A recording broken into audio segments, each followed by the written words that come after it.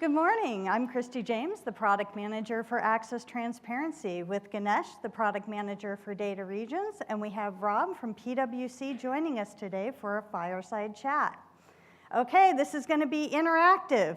Now, everybody stand up. Okay, and if you answer yes to any of these questions, please sit down. All right, I have no worries about who is accessing my user data in the cloud. No, okay. I have a comprehensive view of my security landscape.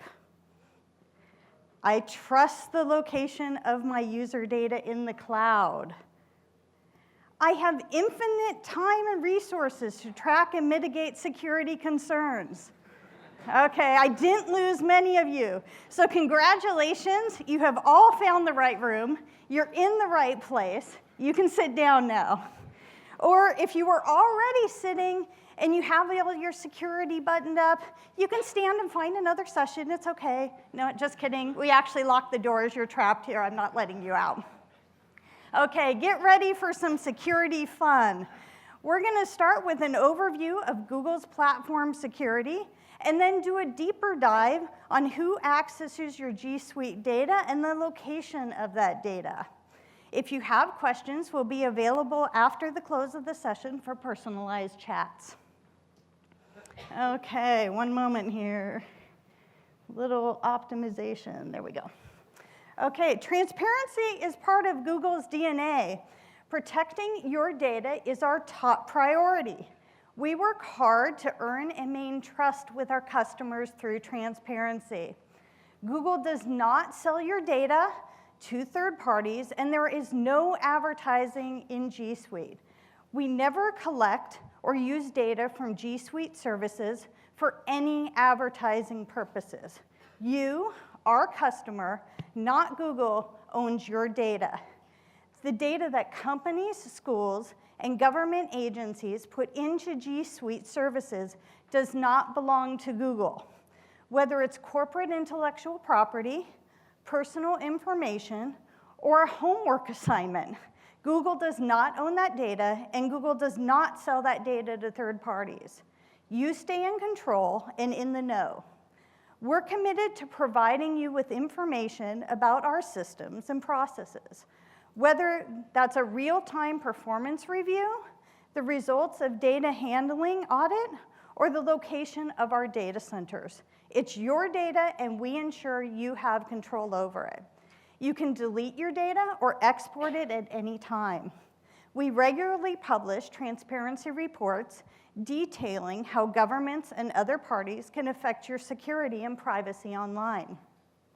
We think you deserve to know, and we have a long track record of keeping you informed and standing up for your rights.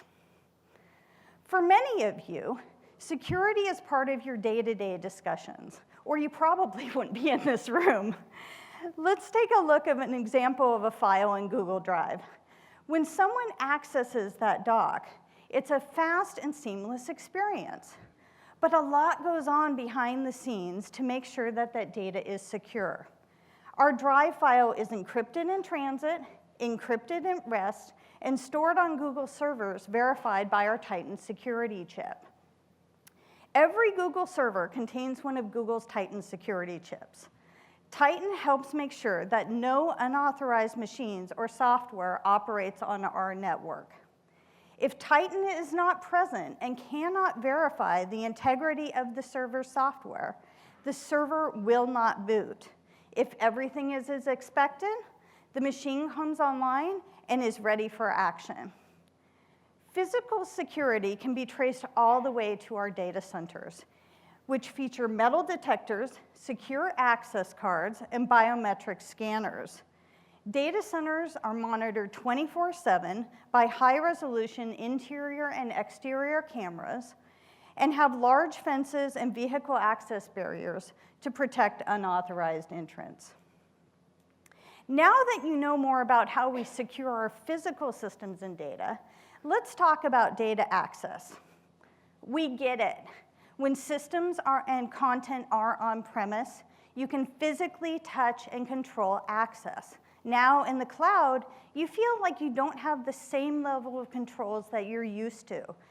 We know that you worry that there are people that are touching your data. It's in a black box, and you can't monitor. And how in the world do you report on something that you can't see or touch? So how can we give you granular visibility into cloud provider access? We want to answer those questions for you. I'm pleased to announce to you today the launch of G Suite Access Transparency. At G Suite, we work hard to earn and maintain trust with our customers. According to an MIT Sloan Management Review survey of more than 500 IT and business executives, 87% of respondents cited auditability as an important factor in evaluating cloud security, second only to the provider's ability to prevent data compromises. At Google Cloud, our philosophy is that customers own their data, and we do not access that data for any reason other than those necessary to fulfill our contractual or legal obligations. In the limited situations that access by Google employees does occur, access transparency enables you to get more visibility into the actions taken by Google staff related to your data. You can review the reason for each access, including references to specific support tickets where relevant, which may help support your audit requirements. We want you to know when has data been accessed, what data has been accessed, where data has been accessed, and why it's been accessed. So what does access transparency do? It logs Google employee access to your user-generated content. In other words, real people, not robots and machines, that view your words. Let's talk about how an action becomes a log. First, there's an event that creates the need to access content. The most typical reasons for an access event are a user support request. This is by far the most common. A bug fix, which is also usually the result of an escalation of a user support request. Rare instances of legal requests that are not under legal gag order. And lastly, maintenance and emergencies related to quality of service. A Googler with special privileges to access content uses web, desktop, or a server command line tool to access systems to resolve an event. As a result of that access, an application log is created with an associated justification reason for that access. Then, that log is validated to confirm that the resource that was created was actually flagged as user content. Then, there's an end-stage verification scan which provides maximum confidence that user content accesses were not missed. When that process is complete, a log is delivered in near real time to the on-demand report console in Google Admin.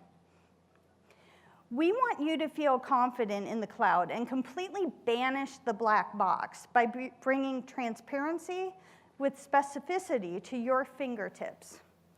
If Google needs to touch your data to help support service your account, we let you know when it happens with detailed reporting on the access to help support your audit needs.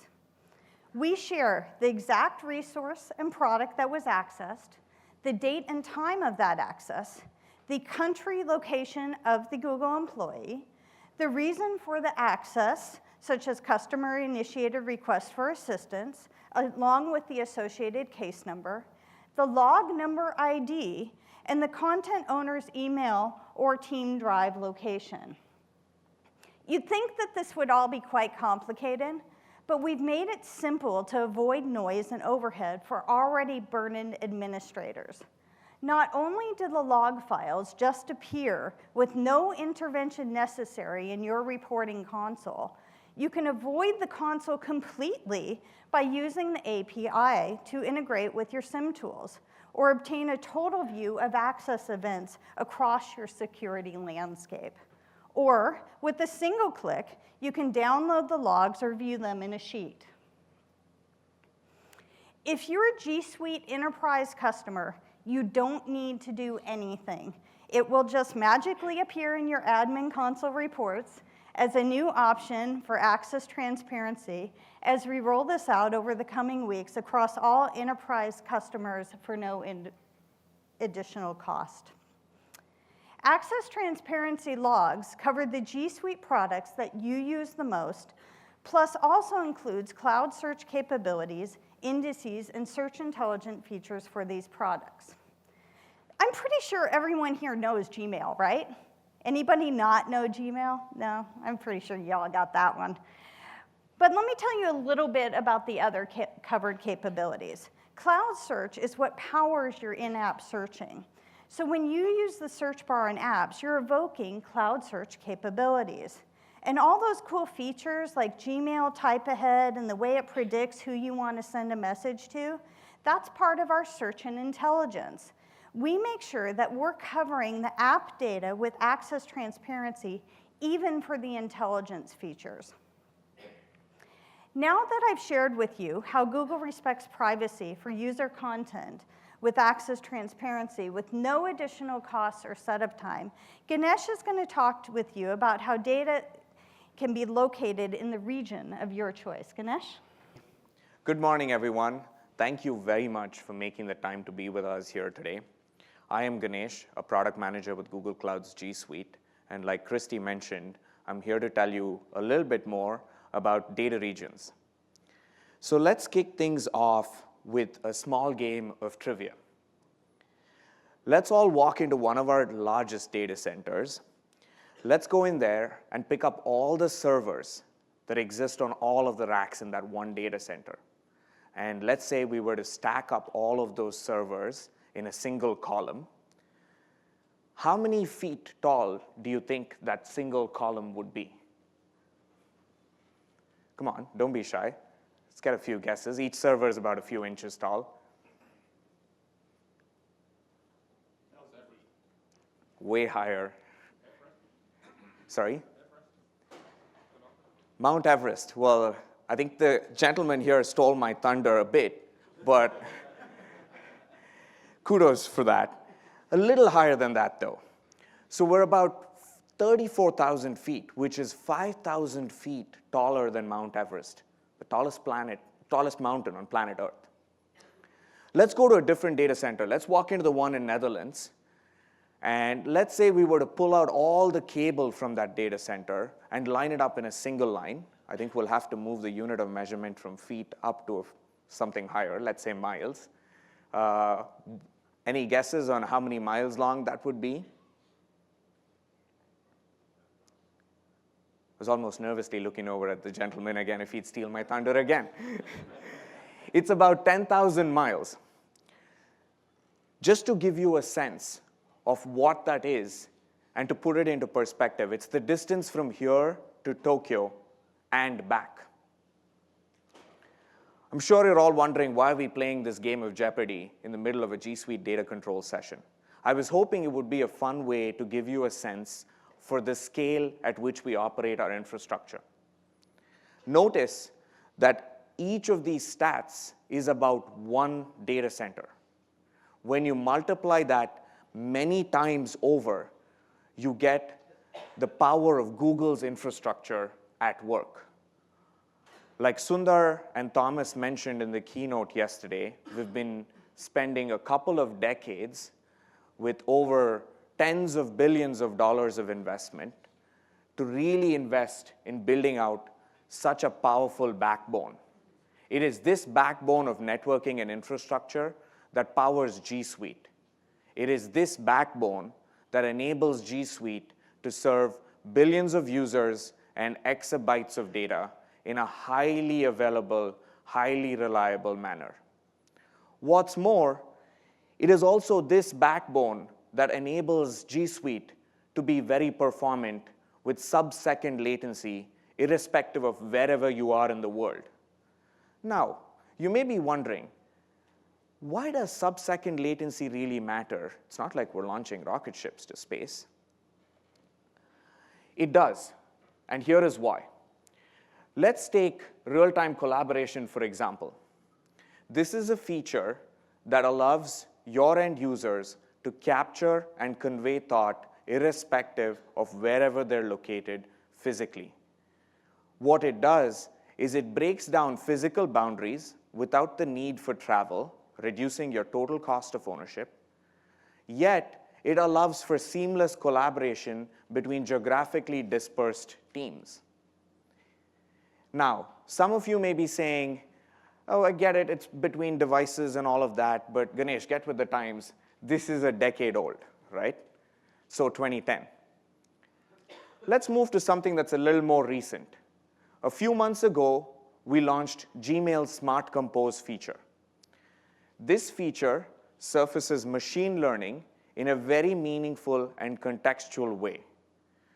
It saves your end users a few seconds every single time they're sending out an email. Like the feature shows here, we predict input for the user, like the address of that user, and help save them time by doing away with mundane things like repetitively typing out addresses. Let's spend a second there. In order for this feature to be useful, it needs to do two things. First, it needs to be contextual, meaning to say, if it were to give out a standard Palace Hotel address to every single user in the world, it would not really be useful to billions of users, right? Secondly, it needs to be fast. They say the average speed of typing these days is about 3 to 4 characters per second. I don't know about you guys, but that's a really tough speed to beat. We need to compute all of this stuff on the server and surface it on the client for the user and beat their speed of typing. Else, the user has typed ahead already. Now, why does all of this matter in this session? It does because all of this is fundamental to our belief of how G Suite should operate. At Google, we fundamentally believe that the cloud is not about doing things faster and cheaper. It's not about just a lift and shift. If it was that, it would be a pity because that completely misses the true opportunity that the cloud brings to all of you. At Google, we believe that the cloud should be a truly transformational experience, one that makes you collaborative and smarter. Smarter because it allows you to truly harness the full extent of data in your company, and collaborative because it breaks down boundaries, bringing your company together, helping you get to market faster, compete harder, and therefore really enjoy high returns on the investment that you're making with G Suite. But we get it. Getting there is not easy.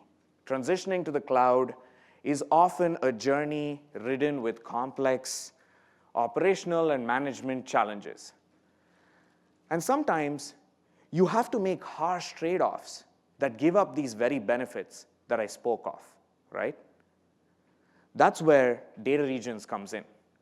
It's a feature that was born out of listening very closely to your needs and understanding them at a very deep level.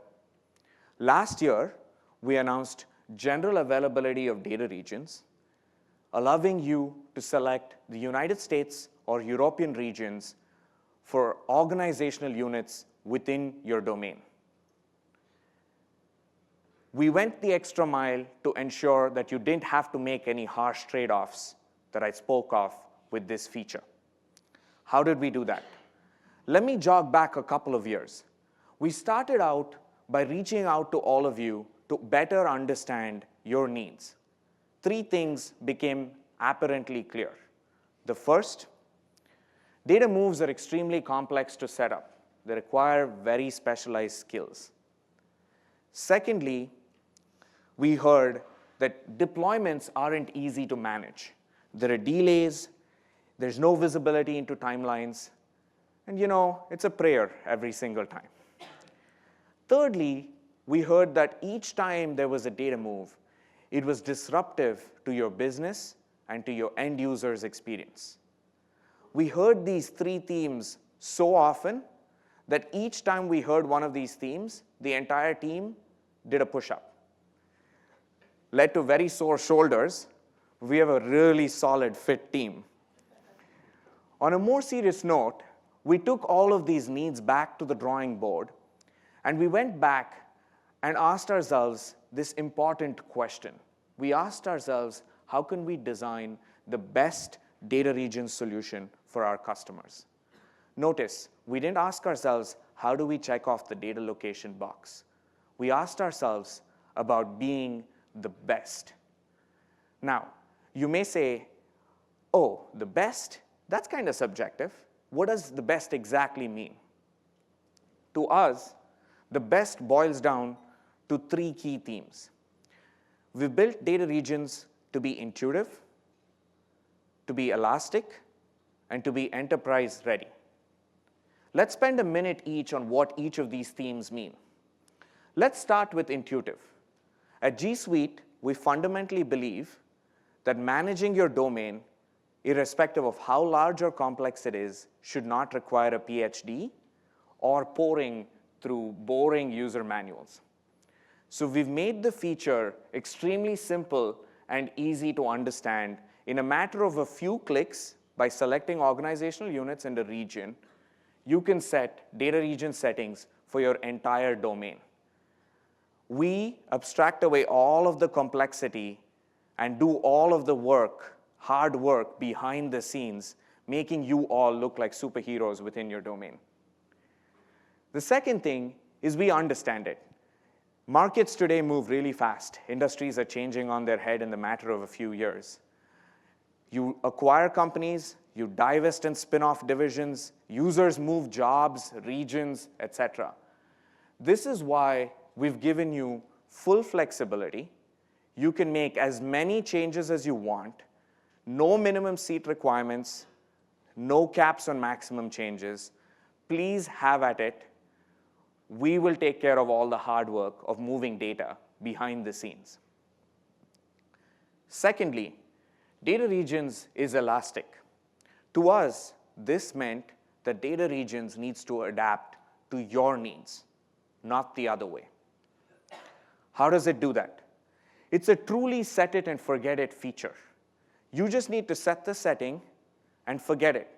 We do the hard work of figuring out what the right time for a deployment is and how to ensure that it's done in a speedy yet non-disruptive manner. Now, remember I said set it and forget it? We've built this to be true peace of mind. You can go to sleep peacefully at night knowing that data regions is going to adapt to any changes within your organization, whether that is new users joining, users transitioning OUs, or even two end users transitioning the ownership of a file between them, resulting in a new region setting. We automatically monitor for all of that and move data over. The third is my most favorite feature. All of this happens in a fashion that is completely opaque to the end user. None of your users will even know that they're on a data region setting. One of the fundamental product principles that we built this with was to ensure that a G Suite user on data regions and a G Suite user not on data regions have the exact same G Suite experience. Lastly, we built G Suite data regions to be enterprise ready. What does that mean? We give you up-to-date status of all of the move progress for your data moves. So you're on top of things and have ready answers when the execs come calling. We've included the feature in G Suite Business, G Suite Enterprise, and G Suite Enterprise for Education at no additional cost. Spend a moment just thinking through that. Each time you move gigabytes and terabytes of data through our network, we eat up all of those networking egress costs and the new storage costs of that data to pass on real value in terms of total cost of ownership to all of you. Lastly, speaking of total cost of ownership, You don't even need to spin up support or help desks when you're making data moves, because your end users have no idea that it's happening, and you don't need to care. You can make a data move at any time that you choose to. Now, by a show of hands, how many of you were here with us last year? That's great. Thank you very much for coming back. We always love repeat customers and partners. If you will remember, and for those of you who are new, last year we announced general availability for data regions covering these 8 core services as primary data. Today, I'm extremely proud to announce general availability coverage of backups for those exact same 8 core services. One more thing. We are also launching coverage for 2 new core services, sites and forms. The same data region settings that you set will automatically cover primary data and backups for sites and forms as well. All of this together in cumulation brings data regions as coverage to these 10 core services, with both primary data and backups being automatically taken care of when you set a setting. Now, that's enough of Christy and me speaking. I think we've spent a lot of time chatting and telling you of how simple the features are to use. They say seeing is believing. Why don't we do that in the form of a demo? To do this, I'm going to assume the role of an admin. I'm going to be the admin for our demo domain here, which is basically the Inc42 domain. Can we switch over to the demo screen, please? So I'm going to assume the role of an admin for Inc42, and I would start off by doing what any of you automatically do at the beginning, which is set up a few user accounts. We've pre-set up a few. And as the super admin for the domain, I'm going to be a part of the root organizational unit that you see up here with me. I'm going to have Christy join me for the demo. Christy is going to be an end user, and she's going to be a part of the R&D group, like you can see out here. Why R&D? Well, let's be clear. Christy is the one that always brings the brains to everything that we do here. Now, I'm going to navigate over to the data regions settings, which are located in the company profile section. And what you will see is, with a simple set of clicks, I see a very similar organizational unit navigation tree out here that helps me understand the OU hierarchy of my company. I pick the root OU, and I can set it to the US with just a simple click. Now, Christy works on some sensitive stuff as a part of the R&D group, highly proprietary. I'm going to set her to the Europe region within the same domain with a very simple set of clicks. Notice that we now have very clear inheritance of global settings, meaning to say if you were to click this, the root OU settings would get inherited to this OU as well. Alternately, you can choose to override them like I have here with a Europe setting instead of the United States. And that's it. We're off to the races. Data regions settings are done in a matter of a couple of minutes. Now, remember I said you have an up-to-date status for all of the move progress going on in your domain? You just need to click on the dashboard link out here, and what you will see is a pretty set of bar charts that give you a sense for the percentage of accounts that are compliant with your settings. The 2 cards on the right show you the number of accounts as a percentage that are compliant with your settings in each region. Notice that sites and forms are 2 new apps that we've added. Also notice that backups is a brand new tab that's gone live starting today. You'll notice that backups as progress bars typically trail primary data by a day or 2. We roll up all of these percentages into each of these region-wise progress bars here and aggregate them up further to give you a sense for how much of your domain is actually compliant already with the settings that you've set for data regions. Now, for those of you that want to geek out on some of these percentages and how we calculate them, we offer an easy-to-understand Help Center link, and you can follow along with all the math. Now, remember, I mentioned that we built this feature in a way in which you did not need to make any harsh trade-offs. Let's see that live in action. I'm going to switch shoes for a minute into an end-user perspective. We have a document open here that Christy owns, and she has shared that document with me, like you can see. Why don't you and I, Christy, engage in a brainstorming session over here? That would be great, because I got my phone out not because I was doing Twitter posts in the middle of the session. Makes sense. Let me throw out a quick question to you on the document.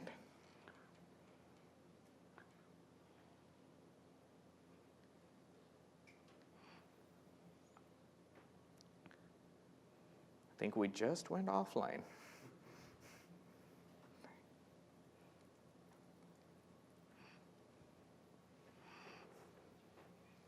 You know, these days they send rocket ships everywhere. Jokes aside, pause for a second there and think about what just happened. Christy, the owner of this document, was housed in Europe as a data region. The document, as a result of that, resides in our European data centers. Christy and I are here in San Francisco, physically, and just to live a little dangerously on the edge, we were on 2 different platforms and 2 different devices as well. Yet, despite the internet going off for a quick second there, we had near real-time collaboration, making a transatlantic trip each time she or I typed a character into this document without any caching. That is the power of G Suite's network being brought to bear to deliver a truly transformative experience in the cloud, despite choosing data regions. Now, Christy, remind me, you had a couple of questions about this brainstorming session, didn't you? I did. You know, we wanted to do a follow-up for this brainstorming session with a calendar event so we could get together and talk some more. But I had a little bit of trouble with my calendar event. I needed some Google support. So I reached out to Google support and said, could you help me figure this out? They figured it out for me, and I'm off and running. That's great. So when they did that, they opened a support case for me. That's great. And they looked at the calendar entry to solve it for me. So I'm done. I'm ready to go. So at this point, I'm going to take off my imaginary European R&D hat, and I'm going to put back on my demo administrator hat. So follow along with me. So as the administrator, I want to know about that access. Google just looked at the calendar data on user request. So what I'm going to do here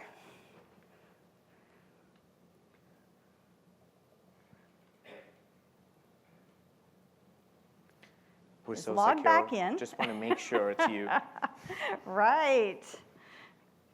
Got to make sure I didn't become someone else. I did just become the demo admin after all, right? So, so I'm going to open my reports. And I'm going to go to Access Transparency and look at the reports. And what you're going to see here is a log entry that matches the fact that the owner email of the document, or in this case, the calendar entry that was accessed, is Christy J for calendar. I happen to be in the European time zone, and so this time a Googler got my call out of Europe, and that is the country code for Switzerland. We have the justification here for the customer-initiated support. So we're telling you that you asked us for help, we gave it to you, and there's a case number that goes along with that. Further, we have a log ID. We can do a deep dive in that if for any reason we need to look further into that particular entry on your request. And we tell you the exact resource that was accessed in this case. So if we have to touch multiple endpoints to figure out a solution for you for a request, we're going to tell you exactly what was touched. And you can also, in the case of files and documents, you can look these up in the Security Center if you would like to delve into what those are further. In this, you can also download those reports like we talked earlier. You can export it to Google Sheet, download it as a CSV. You can change your columns around, make them look however you'd like them to. You can move them around, put them in different orders. And you can also turn on and off the filter screens. And you can also filter for particular offices or users if you want to see a different view. So there you have it.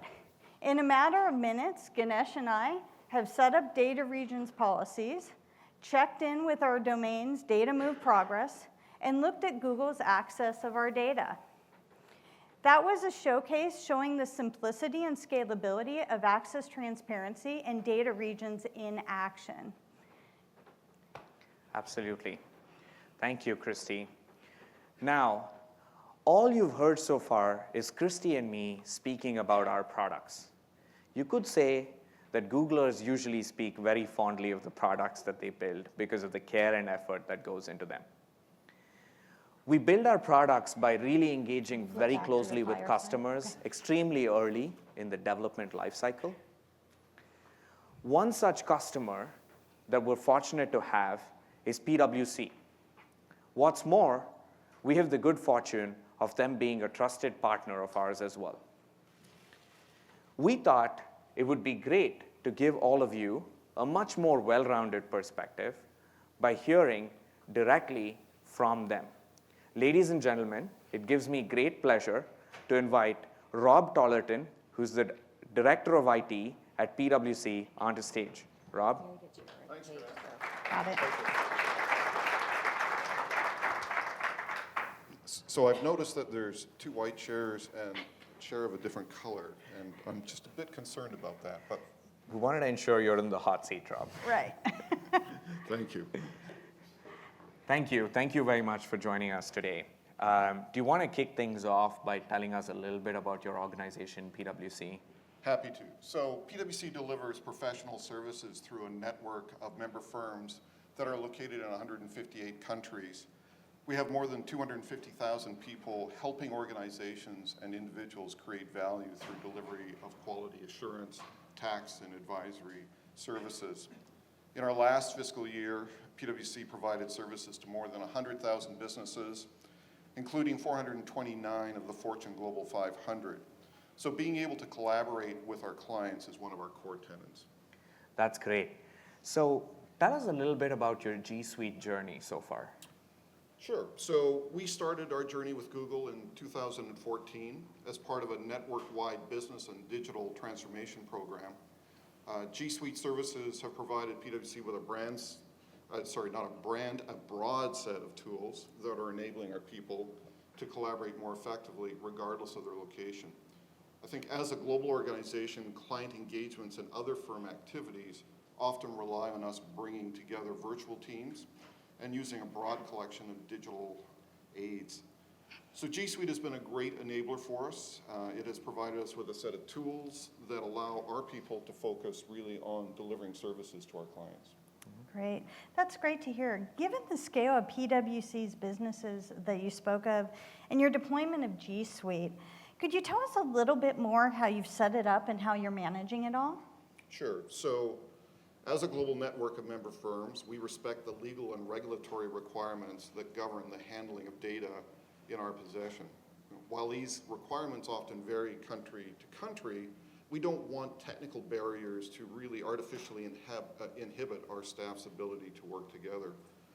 So to ensure collaborating across boundaries is effortless for our users, we configured our G Suite as a single global domain. We then had to assign each of our member firms to their own organizational unit, their own OU, within the G Suite directory. This architecture allowed us to meet our goal of supporting frictionless collaboration while allowing each member firm to control access to email and documents in a manner that respected their regulatory requirements. Speaking of regulatory obligations, can you share more about the type of regulatory challenges your customers are facing with the cloud? Sure. The responsibilities of our clients as data custodians continue to evolve. Requirements from regulatory authorities, along with banking, professional secrecy, and other laws, must now be factored into when we and they design new solutions. So these questions were typically less pressing when the data was locked up in their own data centers, which of course it's now not necessarily all there. Absolutely. We've been talking to you for a long time about access transparency and the topic of access reporting. Can you share how the addition of this feature supports PwC and the needs of your clients? Sure. Click. So we've been talking a long time about access transparency and the need for access reporting. We've actually been trying to help our security teams answer that basic question. Has Google accessed PwC's data, or has Google staff accessed our clients' data? So access reporting really allows us to review those rare occurrences and to tie any of the occurrences that are noted into the support events associated around it. So being able to review the access transparency log really is providing us with comfort that Google operations staff aren't mishandling our data.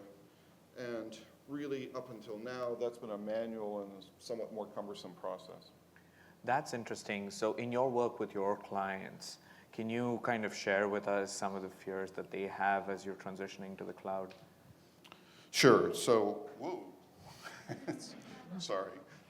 So certainly our clients generally seek to limit the access others have to their data. The use of cloud services certainly is introducing a new service partner into the mix.